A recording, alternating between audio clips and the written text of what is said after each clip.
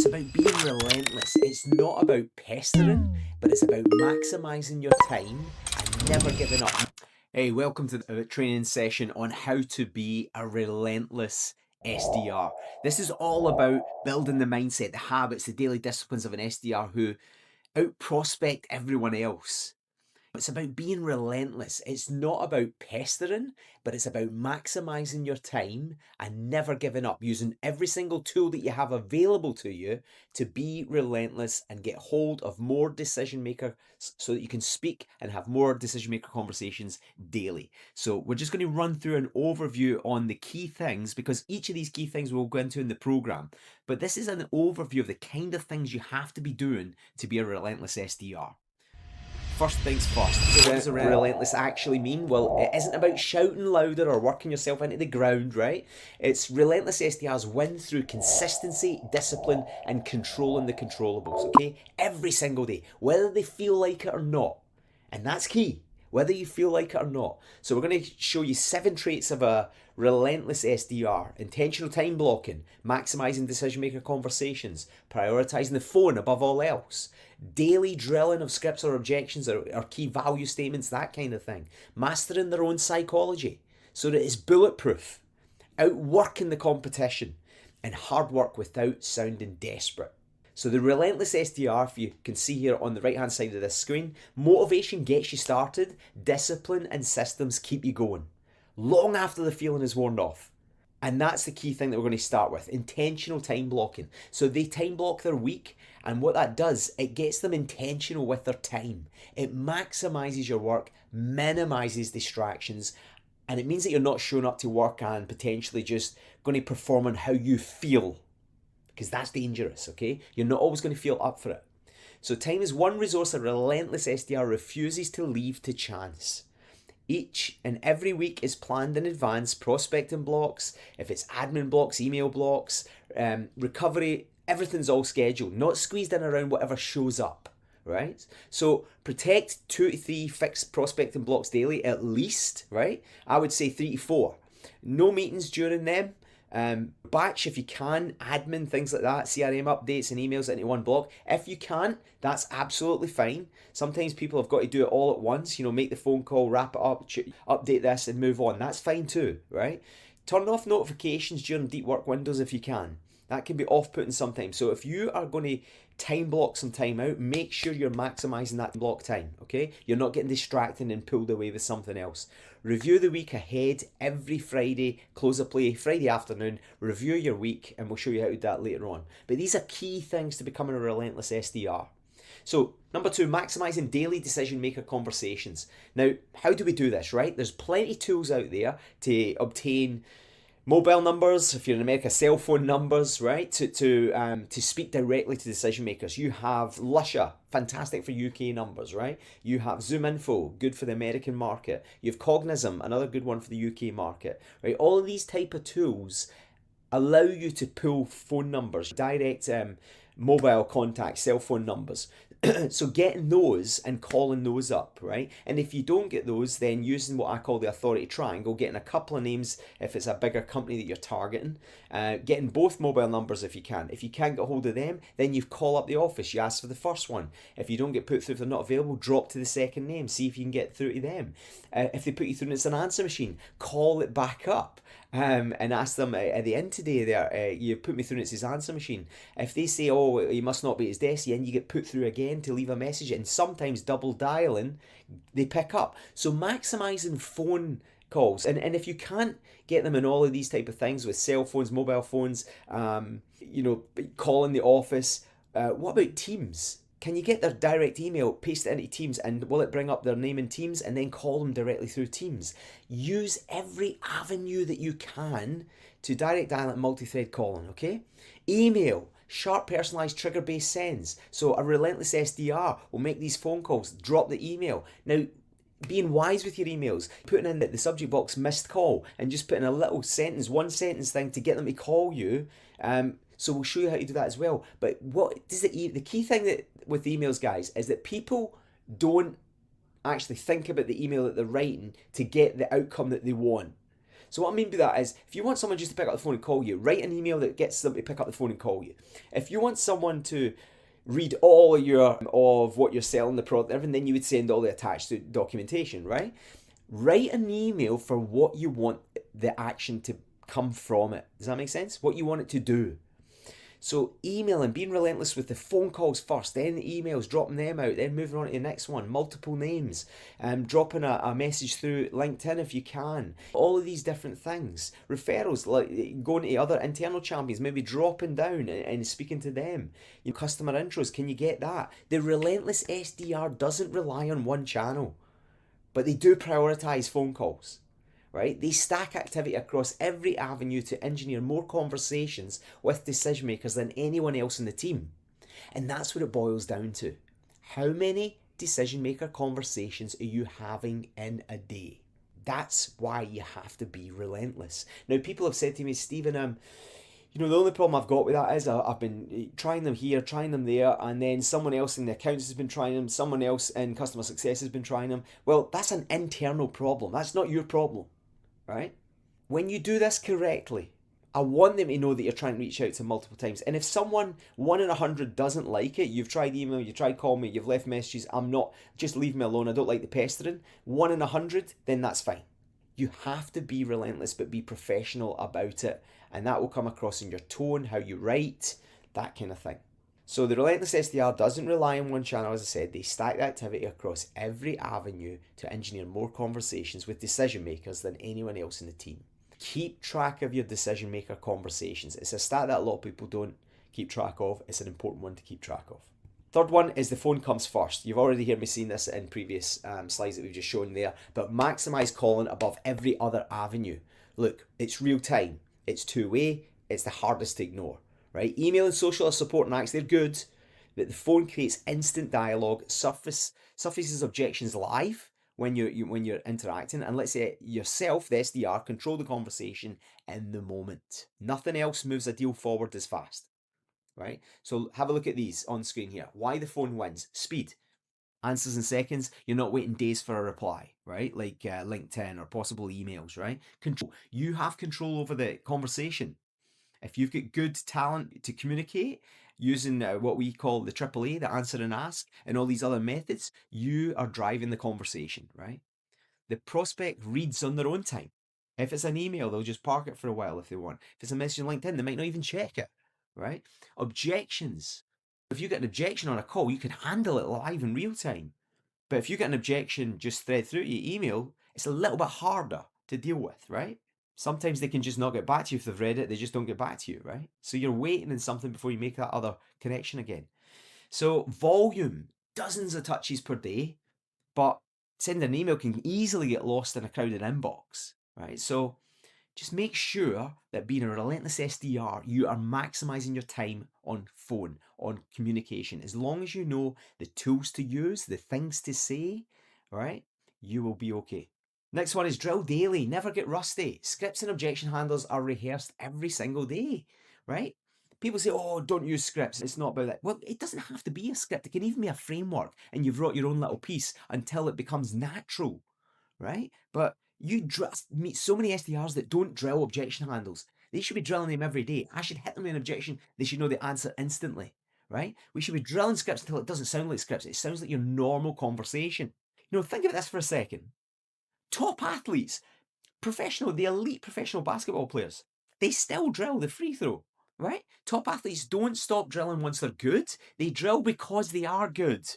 The same discipline separates relentless SDRs from the rest.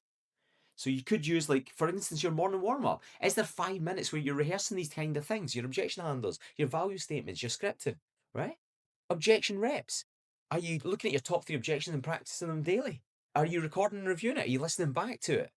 Are you listening back to your calls and taking notes on your own calls? Are you reaching out to coaches for your calls if you have access to a coach? Are you role playing weekly? Have you got someone, a peer that you can practice with? You want to get better at this, this, and this, and the two of you decide to work on it that week, right? Drill daily. So many times people will still not drill objection handlers until it becomes second nature. So drill daily. The relentless SDR drills these daily. Number 5 is mastering your own psychology. The relentless SDR has a bulletproof mindset because they work at that as well.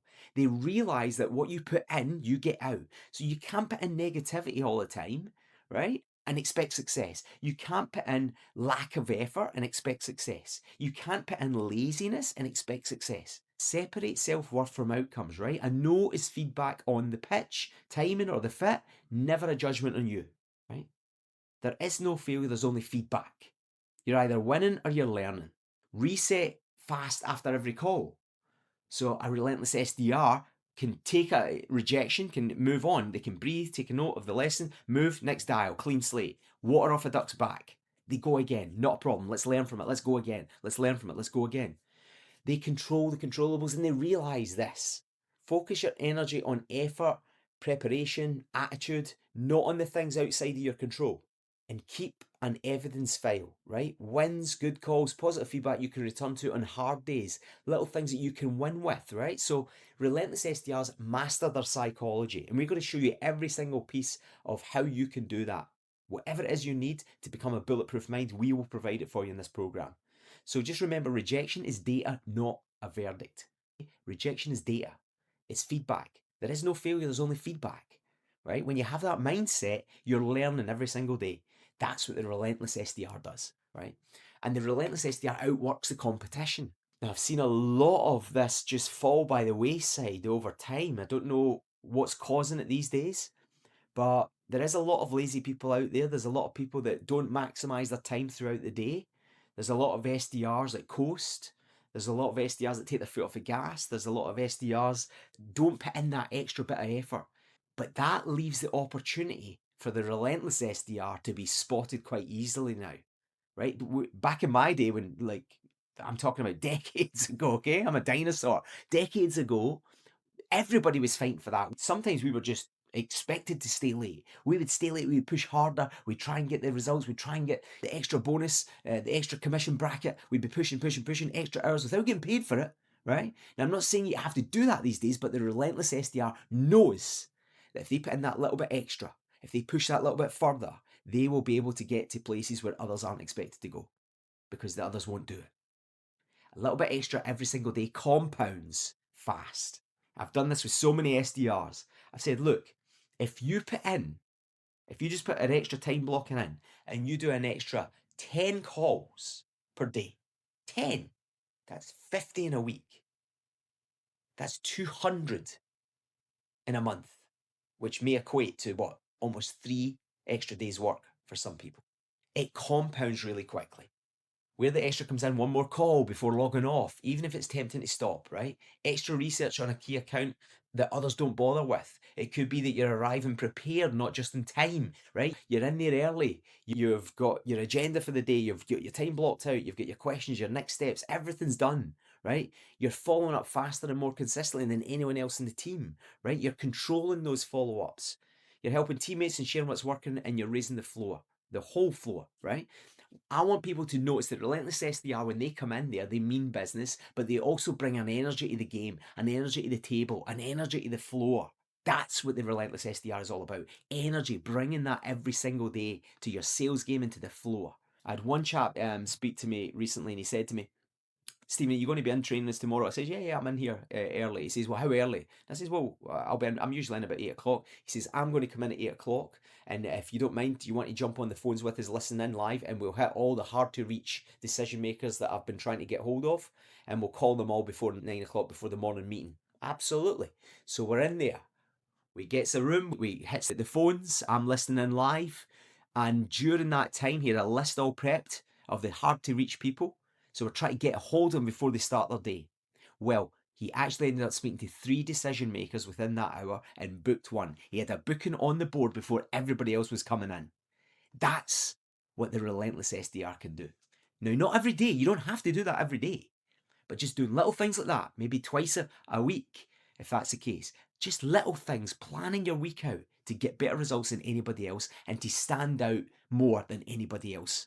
Number 7, work hard, never sound desperate, right? The relentless effort should never be audible in your tone.